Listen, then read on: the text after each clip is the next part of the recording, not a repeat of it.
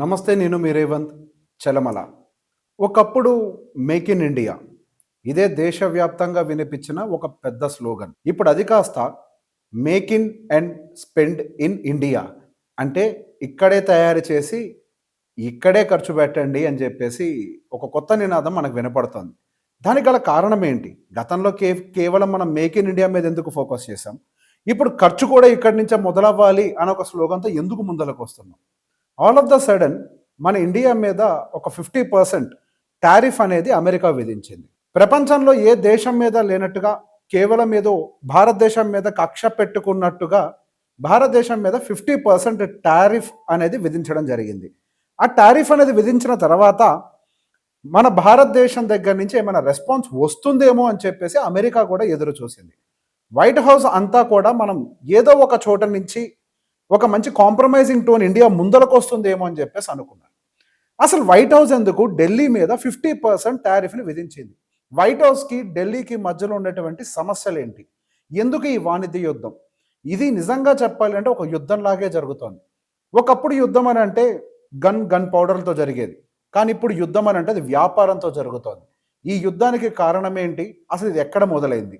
మనకి ఇండియాకి అండ్ పాకిస్తాన్కి మధ్యలో సమస్యలు జరుగుతున్నప్పుడు ట్రంప్ సడన్గా బయటకు వచ్చి ఆ ప్రాబ్లమ్ని నేనే సాల్వ్ చేశాను, లేకపోతే అది ఒక న్యూక్లియర్ వార్ దాకా దారి తీసుండేది అని చెప్పేసి ఒక మాట చెప్పినప్పుడు మన భారతదేశంలోని అధికారులందరూ, ప్రధానమంత్రి కూడా ఆ స్టేట్మెంట్ని కొట్టేశారు. దాంతో మేబీ ట్రంప్ గారికి కొంచెం కోపం వచ్చి ఉండొచ్చేమో.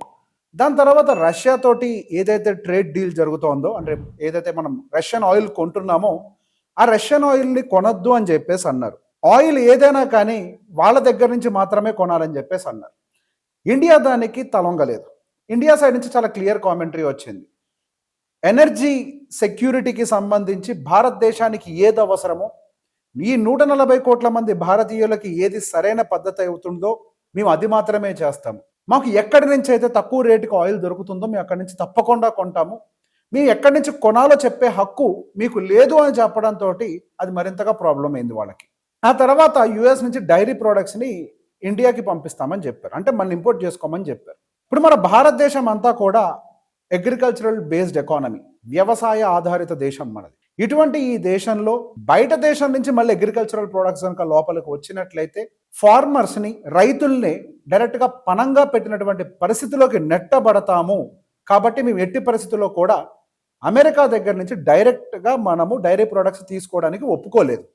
అది మరొక సమస్యగా మారింది. సో వీటన్నిటిని డైరెక్ట్గా ఎక్కడ చెప్పలేరు. కాబట్టి అన్నిటికంటే పెద్ద సమస్య అసలు మొదలైంది ఇండియా అండ్ పాకిస్తాన్కి సంబంధించి. ఆయనే మీడియేట్ చేసి సీజ్ఫైర్ చేశారు అని ఒక విషయాన్ని మన భారతదేశం ఒప్పుకోవట్లేదు అని అంటారు. ఒకవేళ సరే మన భారతదేశం కనుక అరే ఈయనంత 50% టారిఫ్ ఇస్తున్నాడు, ఇది మనకు అవుట్రేట్గా అర్థమవుతుంది కదా, మరి దానివల్ల చేస్తున్నాడు అని. సరే దానివల్ల ఎందుకు చేస్తున్నాం కొంతమందికి డౌట్ ఉండొచ్చు. ఇప్పుడు రష్యన్ ఆయిల్ కేవలం ఇండియా మాత్రమే కాదు, ఇన్ఫ్యాక్ట్ ఇండియాతో కంపేర్ చేస్తే చైనా చాలా ఎక్కువగా ఉంటుంది. ఇప్పుడు రష్యన్ ఆయిల్ని మరింతగా పెంచుకునే విధంగా, కొనుగోలుని మరింతగా పెంచుకునే విధంగా ఇండియన్ కంపెనీస్ కూడా ముందడుగులు వేస్తున్నాయి. వచ్చే సెప్టెంబర్ నుంచి 10 to 20% ఆయిల్ పర్చేస్ని పెంచుతాము అని కూడా చెప్తున్నారు.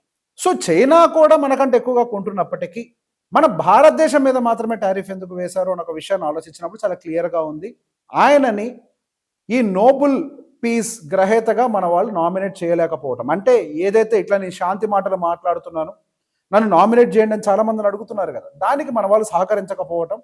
కానీ అదే మాట డైరెక్ట్గా చెప్తే అది వయబుల్గా ఉండదు. కాబట్టి ఇవన్నీ అడ్డు పెడుతున్నారు, మీరు రష్యాతో డీల్ చేయొద్దు అని. నిజంగా రష్యాతో డీల్ చేయడమే వాళ్ళకి సమస్య అని మనం ఆలోచిస్తే రీసెంట్గా మళ్ళీ వైట్ హౌస్ మాస్కో తోటి డిస్కషన్స్లోకి దిగింది. అంటే రష్యాతోటి డిస్కషన్స్లోకి దిగింది ఎనర్జీ ఎక్స్చేంజ్ గురించి. ఇప్పుడు మననేమో వాళ్ళ దగ్గర నుంచి కొనొద్దంటున్నారు, కాకపోతే రష్యా దగ్గర నుంచి వాళ్ళు ఎనర్జీ సప్లై అంటే ఈ క్రూడ్ ఆయిల్ని కొనడానికి సిద్ధమవుతున్నారు. ఎటువంటి పరిస్థితుల్లో నుంచైనా సరే మన ఇండియాని ఒంటరి చేయాలి అనే ఒక ప్రయత్నం వైట్ హౌస్ దగ్గర నుంచి జరుగుతూనే ఉంది. దీని యొక్క ఇంపాక్ట్ 50% టారిఫ్ రూపంలో మన భారతదేశం మీద వేశారు. ఏ దేశం మీద లేనట్టుగా కేవలం భారతదేశం మీద కక్ష కట్టి మరి చేసినట్టుగా చేయడంతో ఆల్ ఆఫ్ ద సడన్ మన ఇండియన్ స్టాక్ మార్కెట్స్ కూడా విపరీతంగా నెగిటివ్గా రియాక్ట్ అయ్యాయి. అదొక డిఫాల్ట్ ఎఫెక్ట్. ఎక్కడో సముద్ర గర్భంలో ఒక చిన్నపాటి భూకంపం వస్తే ఒడ్డుకి అలల తాకిడి ఎలా అయితే ఉంటుందో అదే విధంగా మన స్టాక్ మార్కెట్లు కూడా రియాక్ట్ అయ్యాయి. అది కేవలం ఒక అలల తాకిడిగా మాత్రమే మన భారతదేశం మీద ఉంటుందా, లేకపోతే అదొక సునామీగా మారి ఇండియన్ ఎకానమీని గుంజుకొని వెళ్ళిపోతుందో ఇదే ఒక పెద్ద ప్రశ్న. దీన్ని ముందుగానే ఎక్స్పెక్ట్ చేసిన ఇండియన్ గవర్నమెంట్ దాన్ని కొంతవరకు కంట్రోల్ చేసే విధంగా, అంటే ఈ ట్రేడ్ డెఫిషియట్ వల్ల, అంటే ఇప్పుడు మనం ఏదైతే ఆల్రెడీ ఎగ్జిస్టింగ్ ట్రేడ్ చేస్తున్నామో హియర్ అండ్ దర్ మనం సంవత్సరానికి $82 బిలియన్ మనం ట్రేడ్ ఎక్స్చేంజ్ జరుగుతోంది యూఎస్ తోటి, అంటే మనం వాళ్ళకి పంపించేటువంటి వాల్యూ.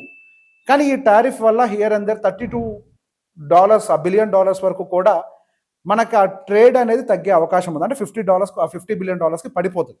మరి దాన్ని ఎక్కడ ఒక చోట నుంచి కాంపెన్సేట్ చేయకపోతే అది ఇండియన్ జీడిపి మీద ఓవరాల్ అంటే ఓవరాల్ ఎంప్లాయ్మెంట్ మీద కూడా కొంత ఇంపాక్ట్ చూపించే అవకాశాలు ఉంటాయి. కాబట్టి all of the sudden August 15వ తారీఖున మోడీ గారు బయటకు వచ్చి ఎప్పుడు కని విని ఎరుగని రీతిలో, గతంలో ఎన్నోసార్లు జీఎస్టీ మీద విమర్శలు వచ్చినప్పటికీ అది మా చేతుల్లో లేదా జీఎస్టీ కౌన్సిల్ నిర్ణయం తీసుకోవాల్సి ఉంటుంది అని చెప్పినటువంటి వ్యక్తులే మళ్ళీ మీడియా ముందులకు వచ్చి జీఎస్టీని మేము కట్ చేస్తాము అని చెప్పేసి ఒక అనౌన్స్మెంట్ ఇచ్చారు. గతంలో 5, 12, 18 and 28% ఈ 4 రకాల స్లాబ్స్లో ఉన్నటువంటి జీఎస్టీని ఒక 2 స్లాబ్స్లోకి తీసుకొస్తాము. 5% and 18%లోకి, 28లో ఉన్నాయన్నీ కూడా 18లోకి వస్తాయి, అండ్ 12లో ఉన్నాయన్నీ కూడా కొన్ని మెజారిటీ 90% అని కూడా 5లోకి వెళ్ళిపోతాయి. 5లో ఉన్నాయి కొన్ని 0 కూడా అయిపోతాయి. సో ఇట్లా కొంత కొత్త స్టేట్మెంట్ చేయడంతో మార్కెట్లో కొంత ఒక ఉత్సాహం కనిపించినట్టుగా అయింది. కాకపోతే అది నిజంగానే ఈ టారిఫ్ రిలేటెడ్ ప్రాబ్లమ్ని పూర్తిగా సాల్వ్ చేస్తుందా? ఇప్పుడు జీఎస్టీ తగ్గించడం వల్ల అక్కడేమో మనం ఒక రకంగా $30 నుంచి $32 బిలియన్ నష్టాన్ని అయితే చూస్తున్నాం ఎక్స్పోర్ట్స్ ఓరియంటెడ్గా. సో నిజంగానే మనం అంతకంతా ఇక్కడ తీసుకోగలుగుతామని అంటే ఎస్, దాదాపుగా ఒక $20 బిలియన్ వరకు కూడా మన ఇండియాలో జీఎస్టీ తగ్గటం వల్ల సేల్స్ పికప్ అవుతాయని ఒక ఎస్టిమేషన్ ఉంది. సో ఇది ఒక్కటే ప్రాబ్లం మొత్తాన్ని సాల్వ్ చేస్తుందంటే డెఫినెట్గా కాదు. ఇందులో కూడా కొన్ని మంచి విషయాలు ఏంటి అని అంటే every recession is an opportunity అని అంటారు. సహజంగా ఎప్పుడైతే సమస్య వస్తుందో అప్పుడే బ్రెయిన్ యాక్చువల్గా పనిచేయడం మొదలు పెడుతుంది. ఇటువంటి సమస్య రావడంతో ఈవెన్ ఇప్పుడు ఇండియా కూడా వేరే కంట్రీస్ తోటి ట్రేడ్ గేట్స్ని ఓపెన్ చేసే ప్రయత్నం చేస్తుంది. ఆల్రెడీ యూకే తోటి ఫ్రీ ట్రేడ్ అగ్రిమెంట్ చేసింది.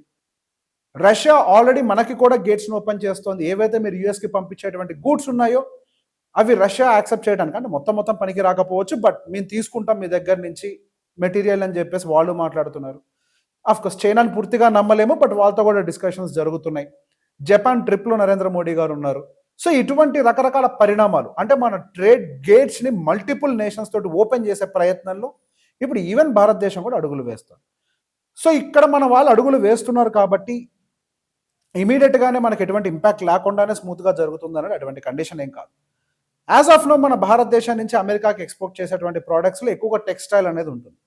టెక్స్టైల్ ఇండస్ట్రీ యొక్క ప్రభావం డైరెక్ట్గా స్టాక్ మార్కెట్లో పెద్దగా లేనప్పటికీ అది లేబర్ మార్కెట్ మీద ఎక్కువగా ఇంపాక్ట్ చూపించే అవకాశాలు ఉంటాయి. టెక్స్టైల్ ఇండస్ట్రీ అనేది ఎక్కువగా లేబర్ ఓరియంటెడ్, చిన్న చితకా కంపెనీలు ఎక్స్పోర్ట్స్ చేస్తూ ఉంటాయి.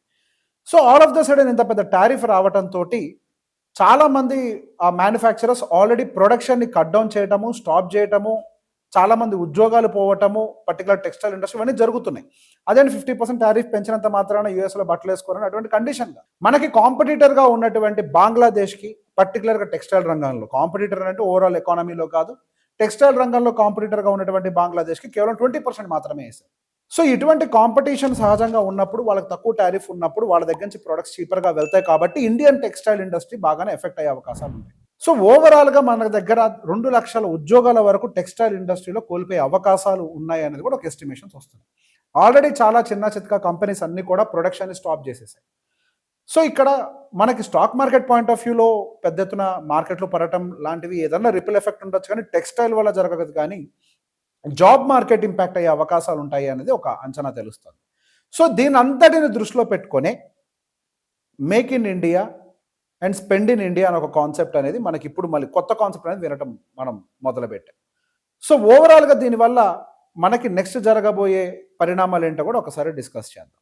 సో యాజ్ ఆఫ్ నో మనకి ఇంపాక్ట్ ఉంటుంది కాబట్టి, ఆల్రెడీ జాబ్స్ కూడా పోతూ ఉంటాయి. ఇమీడియట్గా జీఎస్టీ తగ్గించినంత మాత్రాన దాని యొక్క ప్రభావం ఇమీడియట్గా ఉండదు, కొంత సమయం పడుతుంది.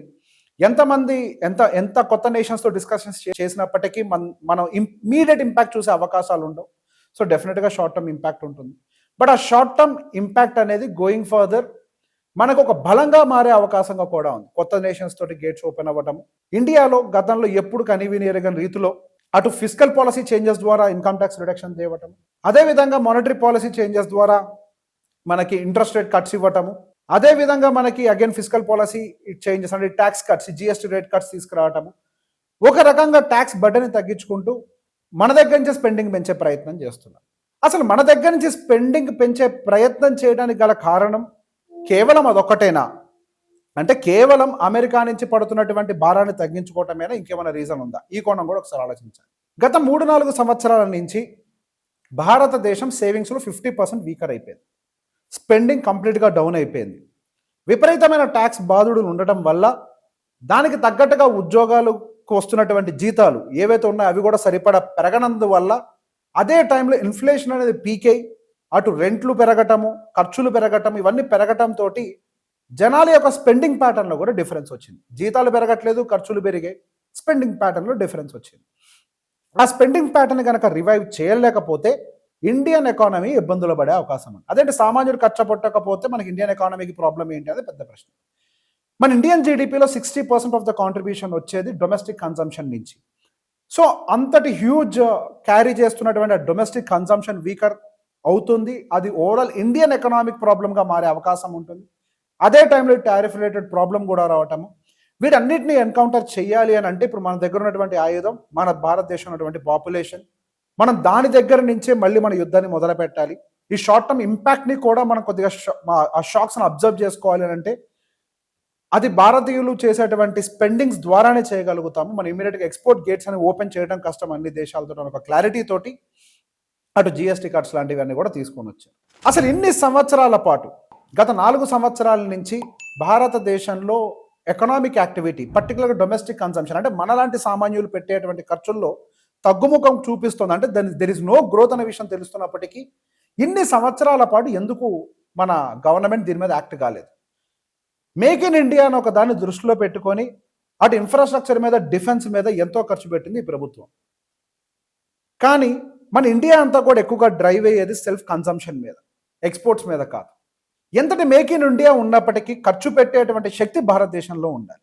ప్రపంచవ్యాప్తంగా ఉన్నటువంటి కంపెనీలు యాపిల్, టెస్లా లాంటివి కూడా ఇండియాలో మ్యానుఫ్యాక్చరింగ్ ఓపెన్ చేయడానికి ఇంట్రెస్ట్ చూపడానికి గల కారణం ఇండియాలో జనాభా ఉన్నారు, ప్రజలు ఉన్నారు, ఖర్చు పెట్టగలిగే శక్తి ఉంటుంది అని ఒక దాంతో.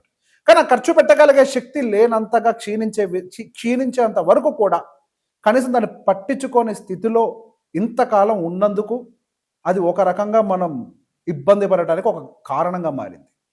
రానున్న రోజుల్లో ఈ ఇంట్రెస్ట్ రేట్ కట్స్ అవ్వచ్చు, లేకపోతే ఇన్కమ్ ట్యాక్స్ రిడక్షన్స్ అవ్వచ్చు, ఈ జిఎస్టీ కట్స్ అవ్వచ్చు, వీటన్నిటి నుంచి ఒక పాజిటివ్ అవుట్పుట్ వస్తుందని నమ్ముతూ నమస్తే, నేను మీ రేవంత్ చలమల.